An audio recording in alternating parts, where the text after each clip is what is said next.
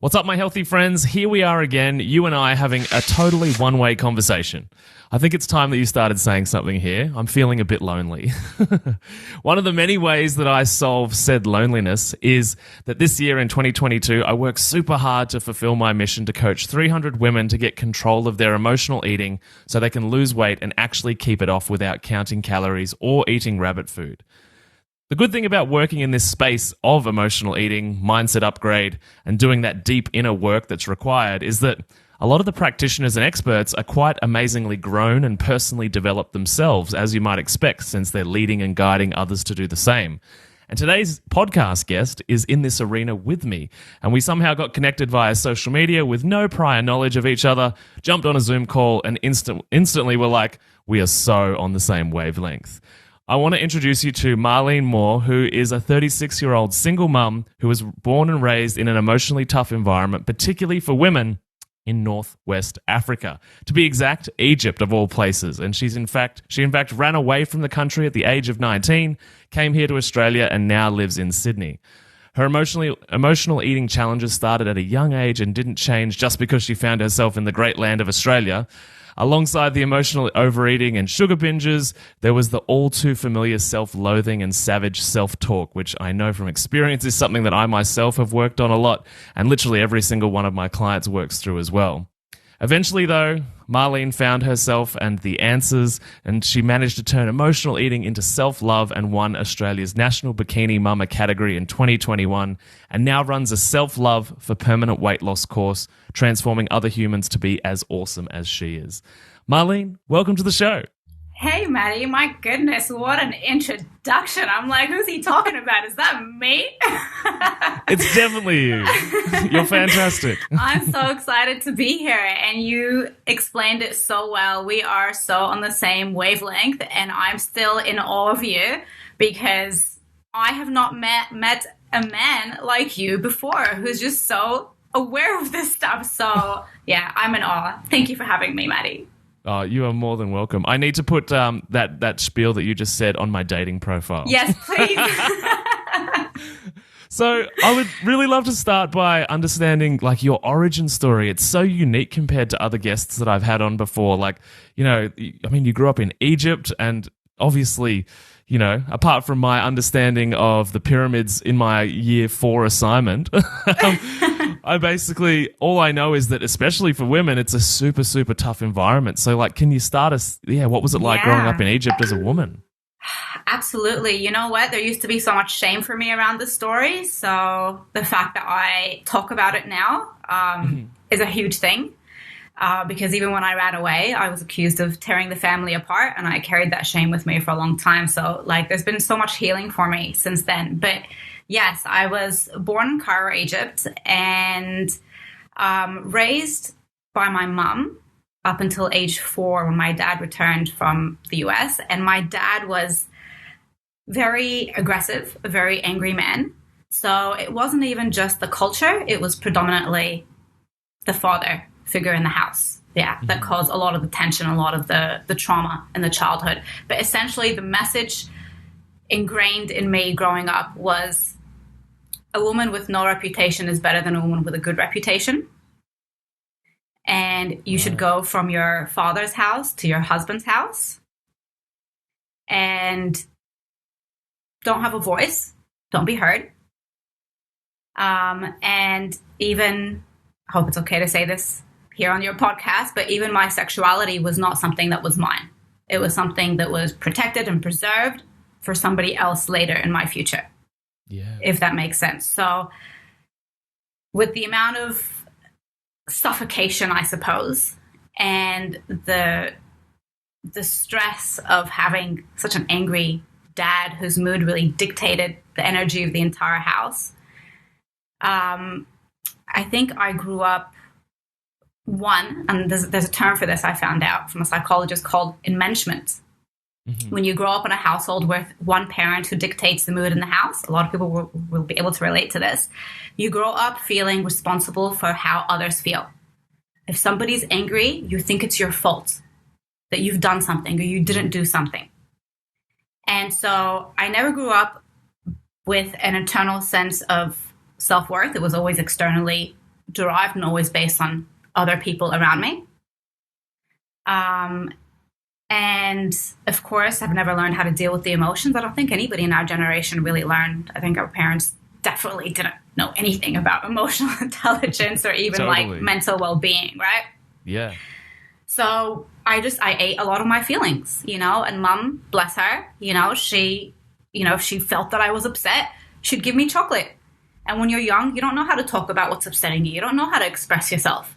Yeah. So that became the pattern that my young brain learned, which is difficult emotion, eat some food. Mm-hmm. So by the time I was, I think, 15, I was like 94 or 96 kilos, Matty. Yeah, wow. And how tall are you? 5'4", Mm-hmm. 160 centimeters. Yep. Yeah. So that was like 200 pounds, I'm pretty sure. Mm-hmm. Maybe 210 pounds. So yeah, and I'd been on every diet under the sun as well. Yeah. Like, no carb and this and that. But when I hit that weight, like it really affected me, especially at that age, 16, 17. Yeah, of course. Yeah. So it affected my self-worth a lot, and it became my mission to change that. And I did, but through really unhealthy means. Mm-hmm. Like I lost the first, I think, 20 kilos having a boiled egg for breakfast, no lunch, run after school, come home, have some lettuce and chicken. Oh, wow. You would have been so hungry. I was, but I just became a master of punishing myself, which is what a lot of women out there are doing. They're getting results, but through punishing themselves. And then, as you know, of course, shot my metabolism in the foot, God knows how many times. And I could just look at food or smell food, and it would just, slap my hips. There it goes again. Yeah. So the battle, like, persisted for a very, very long time. Even when I lost the first 20 of the 45 kilos, just keeping that off was a constant struggle. Mm-hmm. And then at age 19, I found myself engaged to somebody who had dislocated a shoulder of mine before. So he was not too different than my dad. Yeah. And I realized that, first of all, I didn't want to be engaged to this guy, but nobody really bothered to ask, right? My dad's too scary to go have a conversation with him, so I just found myself fucking engaged. Excuse my language, I'm sorry, you can edit that out later. Go for it. There's no rules on this podcast. Great. So I just found myself engaged, and I just saw my future. I was like, I'm repeating the same mistake of my mother. And I need to break the cycle. Mm-hmm. And so I was very lucky because my mum was an Australian citizen.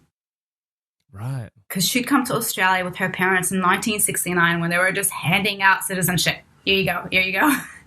So I went to the Australian embassy and had to prove that I was her daughter. Now, that cost money. We didn't have any money because my father was very well off, but he was so stingy with money because he didn't want us to have any freedom. And we weren't allowed to work. We weren't allowed to earn any money either.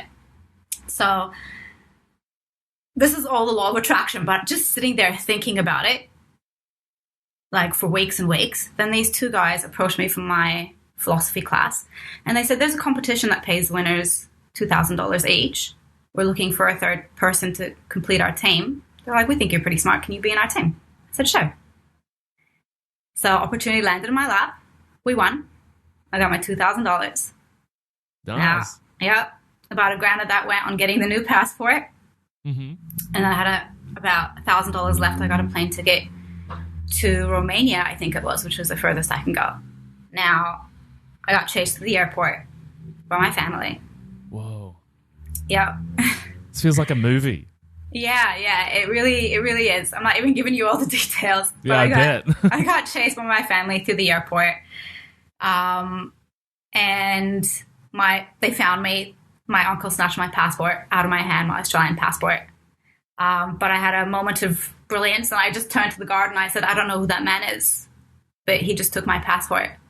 You need to get my passport. And so he chased after him, and he said, there's an Australian passport. You can't hold on to her by law. Mm-hmm. I got back my passport, boarded the flight, went to Romania, and then called an uncle who was here. And I said, I'm in Romania. I'm not going back to Egypt. I can stay here, or I can come to Australia, which I prefer, but you have to get me a ticket. And he did. And I came to Australia, worked 3 jobs, 7 days a week, paid him back, set myself up with a little studio, still continued with the emotional eating because I was very, very scared and depressed and a lot of difficult feelings that I still hadn't learned how to process. So starve myself all day, binge every night, wake up, hate myself, starve myself again, just to binge again at night, over and over again. Mm-hmm. Until one day I actually heard my inner dialogue, actually heard myself and recognized that was me speaking to like 8-year-old me. And I had woken up after another binge and looked in the mirror and said something along the lines of, you're a fat piece of shit. Who's ever going to love you? And I still get emotional saying it now. Mm-hmm. But I heard it for the first time. Yeah, that's so overwhelmingly confronting. And when you experienced that moment, was it you were picturing the past where maybe your dad was saying something or to you? Yeah, I recognized those as the words of the people that I had ran away from, be it bullies at school or my dad who, used to say to me, you're never going to amount to anything. But I recognized in that moment that I'd ran away from an entire continent, an entire culture, an entire family. Mm-hmm. And I was abusing myself. I'd become my own abuser. Yeah. And I broke down in tears, Matty, like on the floor on my knees. And I just gave myself a hug. And I was like, I'm so sorry. I was like, I promise I see you now. I promise I'm going to love you now. And that's what I did. I sort of dedicated my life to just figuring out what is self-love. What does that look like? It's not starving myself and punishing myself and all that. Then what is it? Yeah, such a great question. Thank you so much for being so vulnerable and real and honest and just totally being you. It's genuinely appreciated. And I really wish we were doing this podcast in person right now so I could give you a hug. Thanks, Matty. I'll take the hug. Yeah, it's interesting too because I think going along this journey, like even, obviously I'm not a woman and obviously I didn't grow up in Egypt, but as an Australian man, the idea of self-love to me was like, oh, self-love. Like, it was a bit like eye roll, a bit woo-woo, a bit like, what do you mean? But even like sitting down, having conversations with middle-aged Australian women all the time. And I mean, we're starting to get like some Americans in and some Europeans in too. But even some of those women react to the idea of self-love. And I actually have to frame it as self-respect. Because they get kind of triggered by that self-love word. Yeah. Like, do you know why that might be, or what's your experience with that kind of people being like self-love? Somebody else should love me. Yeah, absolutely. Not from that angle, but I used to get people like, "Oh God, you're such a lover!" Like, God, you really love yourself, And growing up, it was, in my culture anyway, like if somebody gives you a compliment, you reject it right away. Oh, no. Like, you push it out. We push it away, and it's supposed to be humble. That's supposed to be you being humble. So I suppose in my culture, self-love is very egotistical. Or that's the way it was brought across to me. But if you want me to be honest, I think on an unconscious level, the reason that I put this program together as well was because of a limiting belief that, well, nobody else is going to love me, so I better learn how to love myself. But really, it's when I learn to love myself, others will learn to love me as well.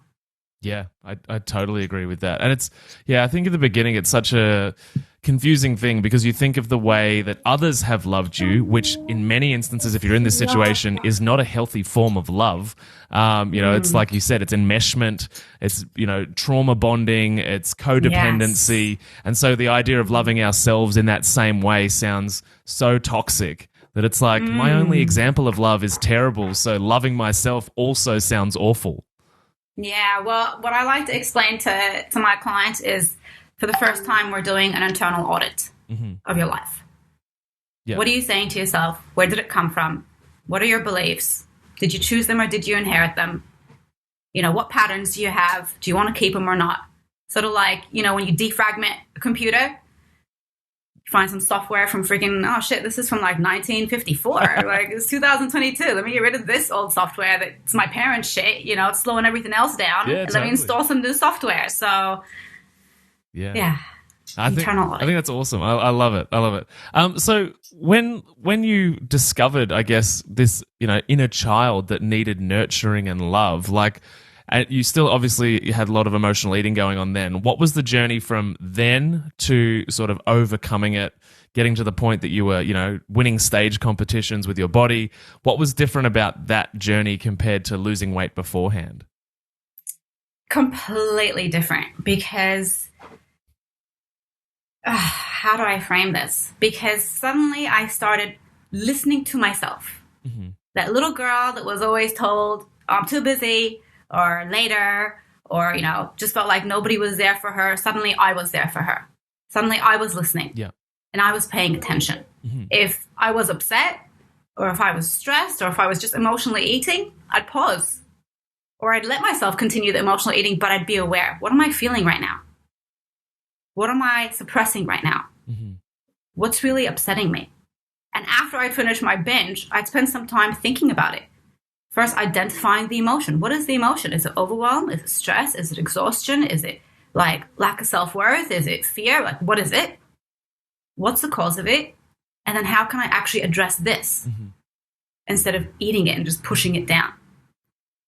So that took a while, of course, years actually, if I'm going to be honest, and the assistance of lots of other people, you know, lots of YouTube videos and Brian Tracy, personal development, all of that. And then the involvement of other coaches as well, just people to help me unravel things. And I've worked with lots of psychologists over the years. I'm working with another one now. Every time I find something else coming out of Pandora's box, I'm like, help. Yeah, me too. I've always got a psychologist on the go. Yeah, like, someone help. What does this mean?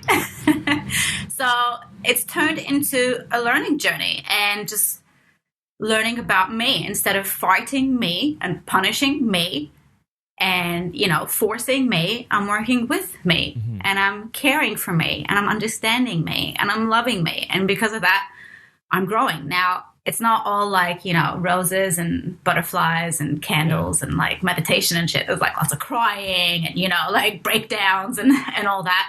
But I think once you accept that this is part of the journey, once you wrap your brain around emotional eating is you're eating your emotions.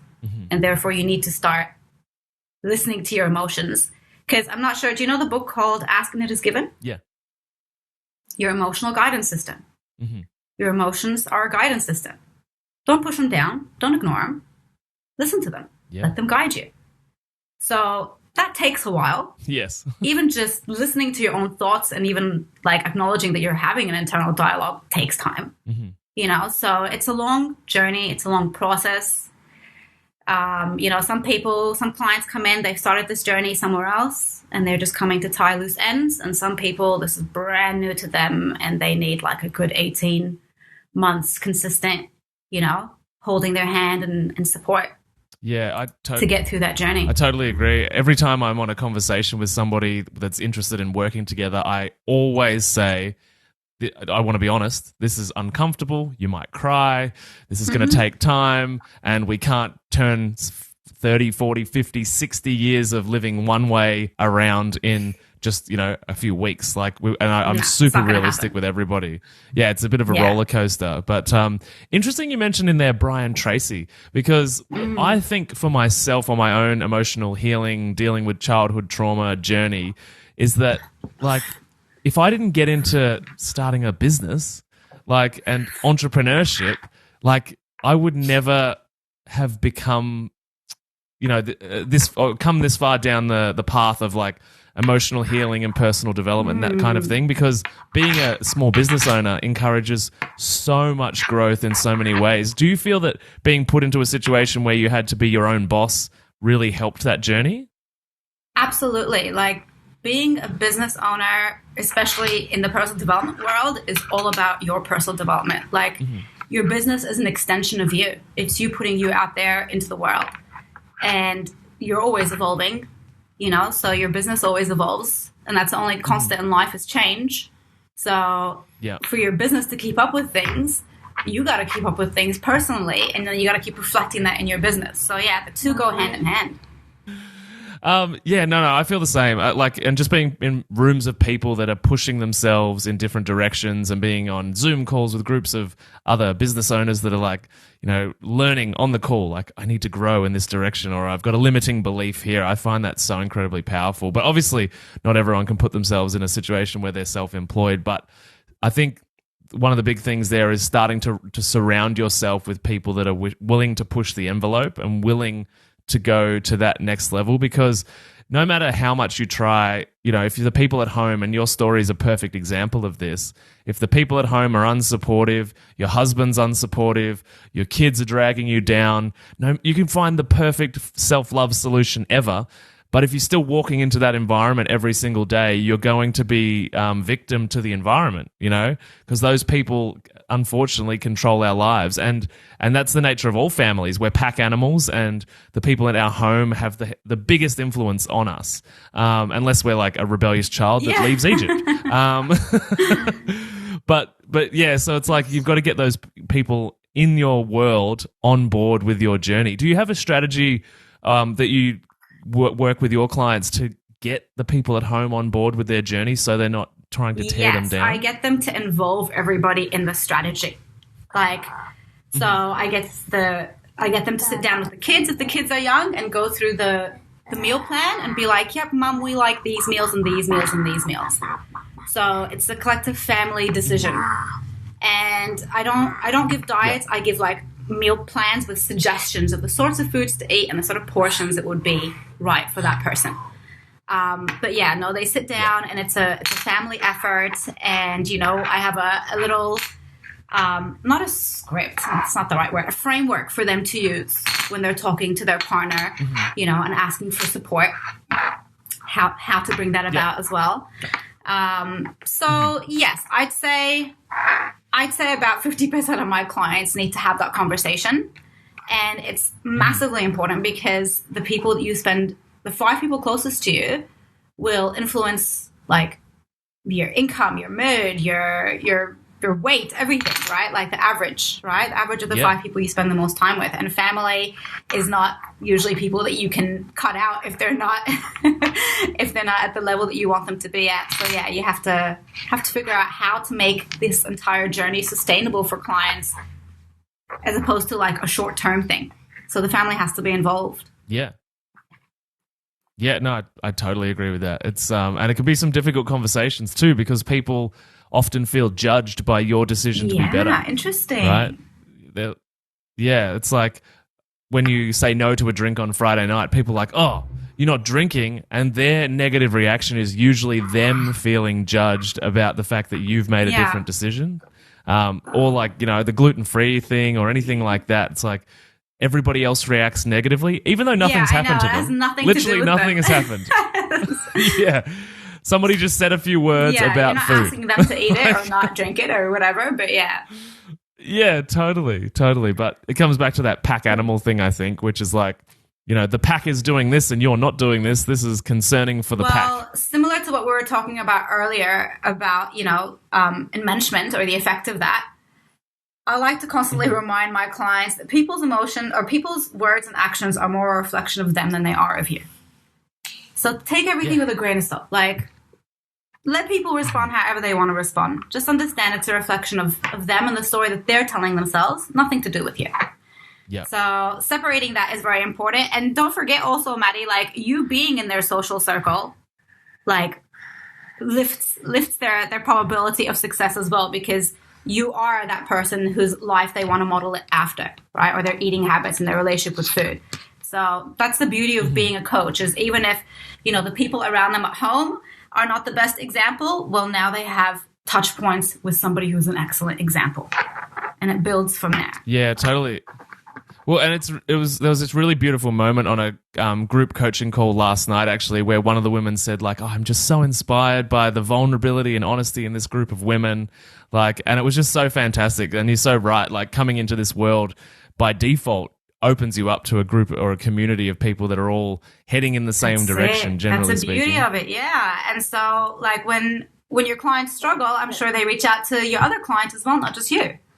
So there's an entire community there. Yeah. Boom. Magic. Yeah. No, absolutely. A question I wanted to ask, which is potentially a devil's advocate kind of question, which is like pairing up self-love and then like super low body fat stage kind of stuff. Because often when I think of self-love, I often think of people accepting themselves for who they are. You don't often put self-love, love, and performance in the same category, right? It's very rare because usually people think performance is like, ultra hardcore, savage kind of stuff. So I wanted to like just have a conversation and get your thoughts on putting like performance and self-love in that kind of same category. I love that question. I actually had this conversation with a client just like 3 days ago. And I was saying to her, because she felt that, well, if I love myself, then I should just accept, myself and I shouldn't want to change. And I said, 1000% love yourself now. But loving yourself also means knowing that you are worthy of the best life in the best body and that you are capable of getting there and therefore not settling. So yes, love yourself. But loving yourself doesn't mean I'm not going to strive for anything. You can love yourself 1000% and say, I don't need to change anything. I'm lovable just as I am. I'm already enough. But I see this other option for me here where I can have a better quality of life, more energy, feel better in my body. And I deserve it and I want it and I'm going to go get it. So I don't know if that answers your question. So honoring what's possible. Yeah, that's right. And when I compete, I don't take any supplements. I do it all natural. And I love how I feel because I'm super consistent with my training. I'm pushing myself, which really picks my confidence and my energy levels up. So I would not compete if it was, as it used to be in the past, or even one of those more extreme, federations or categories where you're like, have to be super ripped. I just do the bikini one, where you're not even allowed to have a six pack. They just want some soft lines, like a healthy body fat. You're not going ridiculous. And I don't stay there for more than maybe like 2 months of the year. What you're sharing right now reminds me of a quote that the Jordan Peterson, the psychologist, often says, which he says the worst thing to tell a child is that you're perfect as you are, because it takes away the responsibility for them to improve and progress. And it kind of rings a bell with what you're saying here, right? Is that yes, you can love yourself, you can be worthy, you can be happy as you are, but don't rob your future self of a better life. Absolutely. And like, also the example that you're setting, you got to think about the young people in your life who are looking up to you and ask yourself, how do you want their beliefs to shape? Do you want them to feel, yep, I can just, put on as much weight and do nothing about it? Or do you want them to believe that, yes, I could put on as much weight and that's a reflection of where I was going through a hard time, but now I'm going to heal myself and let go of this excess fat and live my best life? Like, what do you want to teach them? So I find with a lot of clients, it's hard for them to think about what they want to believe. But when I ask them about their children, then they're like, oh, no, I don't want them to believe that. Or even when they say certain things to themselves, and I say, would you say this to your child? And they go, oh, no, I wouldn't. So I find it's actually a tad bit easier with parents because they have that example of unconditional love, which maybe they haven't learned to give themselves yet, but that sets a really good foundation and benchmark for how to treat yourself, how to talk to yourself, how to push yourself. So when I get them into the stage where they're starting to understand that they're becoming their own parents, I help them understand the balance between like gentle love and tough love and the importance of balancing the two. So if your child has an exam tomorrow and their career depends on it and they don't feel like studying, are you going to be like, yeah, no worries, don't study? Or are you going to, employ some tough love and be like, get your ass upstairs, I'll make you a cup of coffee, but get your ass upstairs and do some studies. So helping them differentiate between, all right, when should I not be beating myself up and calling myself a piece of shit? But then when do I need to keep the promises that I made to myself? Yeah, it's interesting too, like after a lifetime of, not being, well, and particularly in your story, and in different variations, and maybe to a lesser degree, it's very much true for most women, but like, being silenced because, or, being told you can't have, this or that, you end up creating a culture within your body where you continually betray your own boundaries. And so you become an adult that's got kids that is not a trustworthy person to yourself, because you have broken promises to yourself basically daily for decades. And so you've got to rebuild or cultivate this like, oh, I actually do what I'm going to say I'm going to do. Like, and I've not done it for a long time. And so I've got to start building up this trust in your body where it's like, yeah, when I commit to something, I follow through. Yeah, that's it. And sometimes for a lot of women as well, that's become the case because there's decades and decades of putting everyone else first. So the promise that they make themselves at the beginning of the day, there's no time or energy for it at the end of the day because they've just given it all to everyone else. Yeah. So, yeah.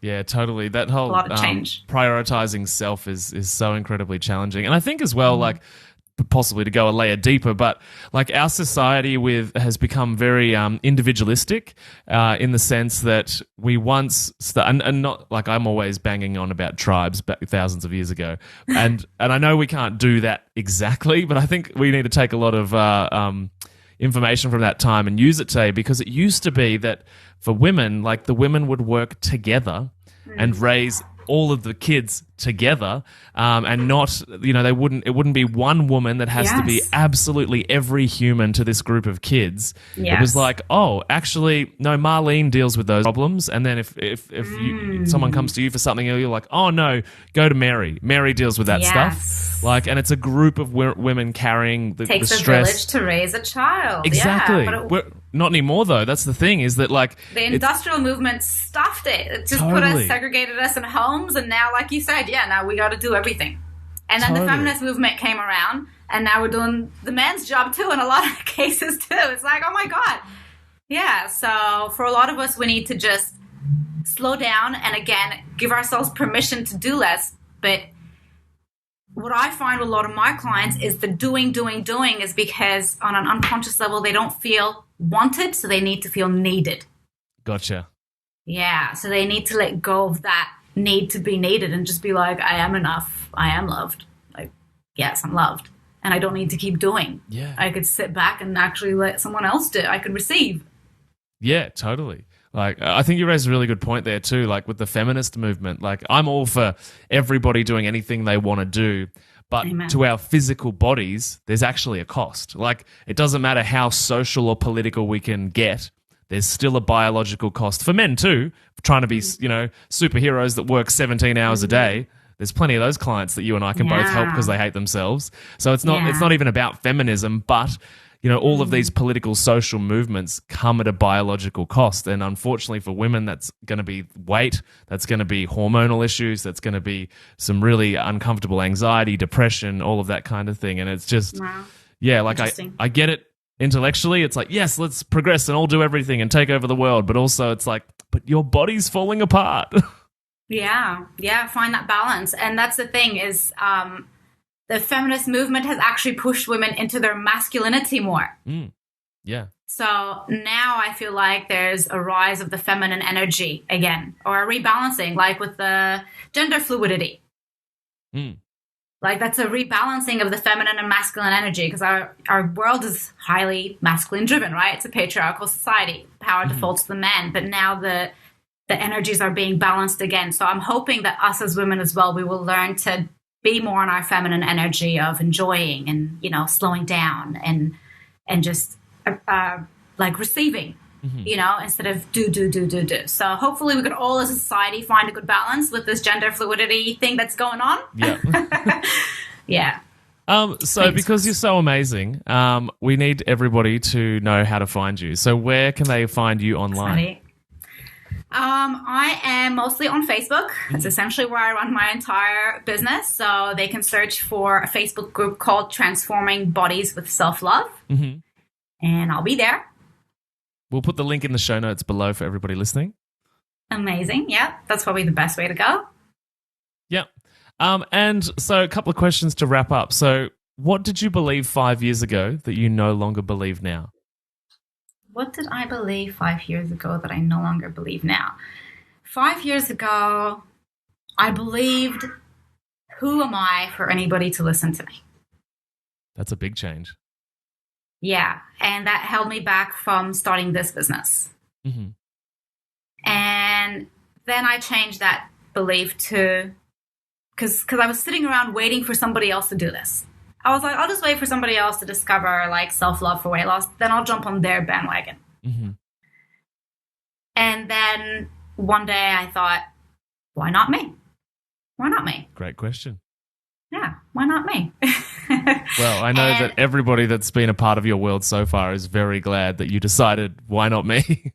I'm so glad that I did too. And it was a big, big leap of faith, Matty, but it started with getting rid of a lot of shame. So, for example, I used to think I was stupid. I did, because I was raised being told, you're stupid a lot. And so that was tied in there a lot too. Like, who's going to listen to me? I'm stupid. So I had to come back home and I pulled out all my certificates and medals and letters of recommendations. I was like, oh, it turns out I'm pretty freaking smart. And I put them up everywhere. And it was a reframing of that. Like, I don't need to be somebody who plays small and hides and is scared and says, you know, who's going to listen to me? Mm-hmm. It's been a journey. Like, did it happen overnight? But now that belief is, why not me? Such a great transformation. And for everybody listening, because there's so much goodness in this episode, but of all the things you've learned, if there's one piece of health information that you wish more people knew about, what would it be? One piece of health information that I wish people know about, yes. I want people to know that diets make you fat. That the diet industry makes over $73 billion a year, and obesity rates are still going up. And this is because the diet industry, they're not stupid.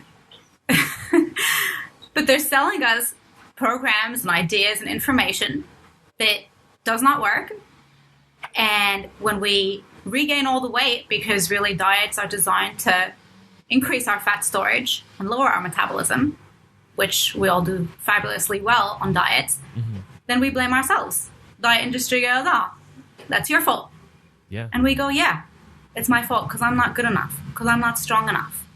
So I just want people to understand you need to get off the diet wagon first, because that's what's ruining your metabolism. That's what's making it easier for you to gain weight. So I don't even want to tell you like what to do. Just here's what not to do first.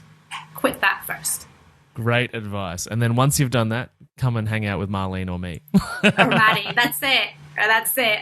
I recommend you just as much as me, Matty. Like I said, I'm in awe of you. Yeah. Oh, go to Matty, you as guys. Well. Yeah. Thank you. But thanks so much for jumping on this show and having a conversation. Thank you for having me. It's been really beautiful. And I'll put all of your links down in the show notes below. And if anybody listening has gotten anything from this episode, feel free to take a screenshot, share it into your social media, or share it with a family member that you might think needs to hear this kind of thing, and show that change is possible. It is possible to get out of some horrible situations, particularly with family, and take some inspiration from Marleen's journey. So thanks for being here, Marleen, and we'll catch up really soon. Thank you. All right. See you on the other side. Bye. Bye.